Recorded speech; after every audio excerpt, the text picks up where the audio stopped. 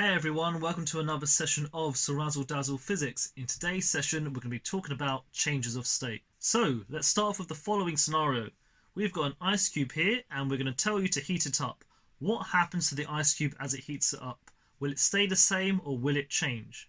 Well, let's look at it. So, what happens to the ice? The ice will change from its solid state into a liquid state. So it goes from ice into water. Yeah?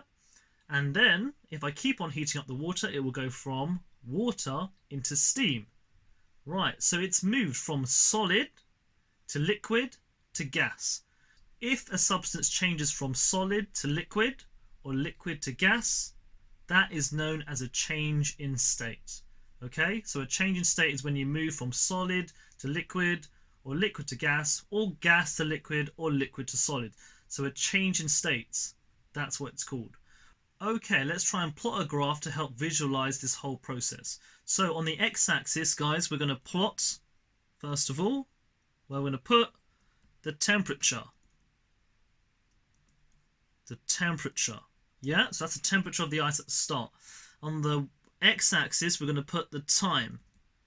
Yeah, as time of heating. So temperature and then time.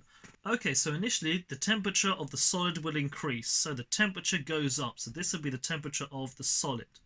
Yeah, it's going up.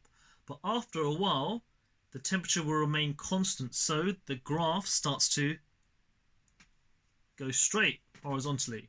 Yeah? Then afterwards, the graph will start to increase again. The temperature will increase. Wonderful. Yeah? So this will be the liquid phase. So this will be liquid. So it's solid, then it's straight, then it becomes a liquid as the liquid starts to heat up, and then it will go straight again, and then finally it will increase as it turns into a gas. So right now this will be the gas phase. So we can see the three different steps. So why is it that we have these horizontal parts of the graph? The reason why is because the substance is changing state at these points. So as you can see, it goes from solid, and then in between the solid and liquid, it is changing state. Obviously, I'm moving from a solid to a liquid. Then finally, between the liquid and the gas state, I'm changing state one more time. That's why the line goes horizontal one more time. Yeah, so if you see the horizontal lines, that means that the substance is changing state. Okay, let's go into changes of state in a bit more detail with the following diagram. Okay, so now we've got the names of the three different states, solid, liquid and gas. You've got to know the names of the processes in which we move from one state to the other. So if I start off in the solid and go to liquid, if I'm moving from solid to liquid, this is called melting. So solid to liquid, this is called melting. Liquid to gas state is known as vaporization or boiling. So I can put down boiling as well. Yeah, so you might see that in some books called boiling. And sometimes evaporation as well. Right, so what about gas to liquid? What happens in that case? So moving from gas to liquid, what's that called? Think about if you were to go into a bathroom and the steam hits the mirror.